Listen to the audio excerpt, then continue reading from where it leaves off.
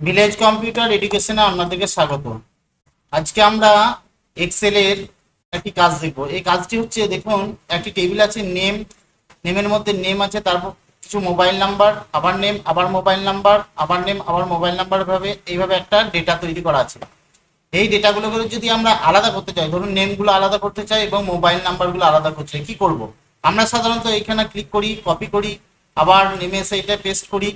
Paste করার পর আবার নাম্বারে যাই, নাম্বারটাকে কপি করি, আবার নাম্বারে ক্লিক করে পেস্ট করি, এইভাবে করি। তো এইভাবে করলে কি হয়, অনেক সময় নষ্ট হয় এবং যদি হাজার হাজার ডেটা থাকে তাহলে সেই কাজটা করা সম্ভব হয়ে ওঠে না, ভুল হয়। আমরা সেটা শর্টকাট কিভাবে করব সেটা আজকে দেখব। আর আপনাদের কাছে অনুরোধ, যারা এই ভিডিওটা দেখছেন তারা এই ভিডিওটি অবশ্যই লাইক করবেন, কমেন্ট করবেন, শেয়ার করবেন। আর যারা নতুন এসেছেন তারা চ্যানেলটাকে অবশ্যই সাবস্ক্রাইব করুন। চলুন দেখা যাক। প্রথমে আমরা এই লেখাটাকে এবং নাম্বারগুলোকে আমরা সিলেক্ট করে নেব।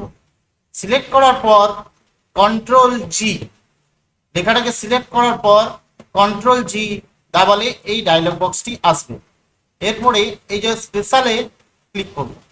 স্পেশালে ক্লিক করার পর এখানে দেখুন কনস্ট্যান্স বলে একটি অপশন আছে, এটাকে ক্লিক করব।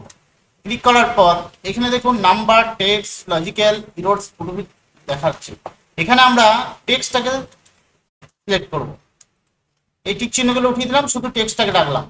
এরপরে ওকে করলাম। ওকে করার সঙ্গে সঙ্গে দেখুন এই যে ডেটাটা, এই ডেটা দেখুন যেগুলো নাম আছে সেগুলো সিলেক্ট হয়ে রয়েছে, শুধু নামগুলো সিলেক্ট হয়ে গেছে। এবার কন্ট্রোল সি করে যদি আমরা কপি করি তাহলে দেখুন প্রত্যেকটি নামগুলো কপি হয়ে গেছে। এরপরে এখানে এসে ক্লিক করে যদি আমরা কন্ট্রোল ভি করে পেস্ট করে দিই, দেখুন নামগুলো সব চলে এলো। এরপরে আমরা যদি মোবাইল নাম্বারগুলো চাই তাহলে কি করব? তাহলে দেখুন প্রথমে এই ডেটাগুলোকে সিলেক্ট করব। সিলেক্ট করার পর কন্ট্রোল জি, স্পেশালে ক্লিক করব।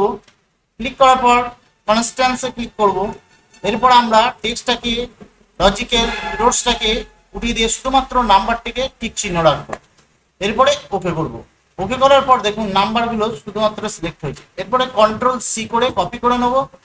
মোবাইল নাম্বারের পাশে ক্লিক করে কন্ট্রোল ভি করে দিলেই দেখুন আমার মোবাইল নাম্বারগুলো চলে এলো। তাহলে নেম এবং মোবাইল নাম্বার যদি একসাথে এইভাবে ডেটা কোনো ডেটা থাকে তাহলে আমরা এইভাবে আলাদা করতে পারবো। যদি ভিডিওটা ভালো লাগে অবশ্যই লাইক করবেন, কমেন্ট করবেন, শেয়ার